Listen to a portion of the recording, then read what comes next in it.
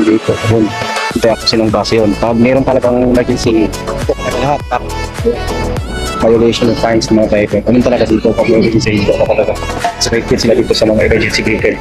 Kaya ng mga ambulance, police, at saka ang tawag nito, mga medical emergency. Kailangan mo talaga i-attract pati yung sa yung mga emergency cases. Yung lalo na yung mga tulong police, kailangan mo dito talaga CMS. Lalo na yung yung bus stop.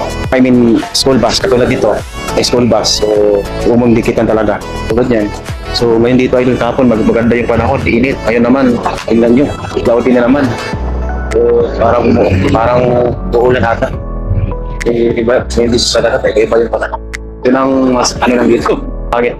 Kailangan mo talaga dito na, hindi ka makasakit kasi ang dito nakasakit kasi lalo na ito ngayon. Ibang pala, wala nang sport. Iba naman, kapunan. Ngayon, naman, paulan, tapos malamig pa. Yun, kami nga dito ng dito ng bus. Doon sa kabila, maraming mga estudyante din naghihintay ng bus. Kasi dyan. Sa amin naman dito, nasa akin school. Dito sa bus. Yung mga patante dito. Yun lang mga idol, baka pwede nyo akong mag-like at comment sa akin. Baka ikaw yung supihin natin. Let's go. Thank you for watching.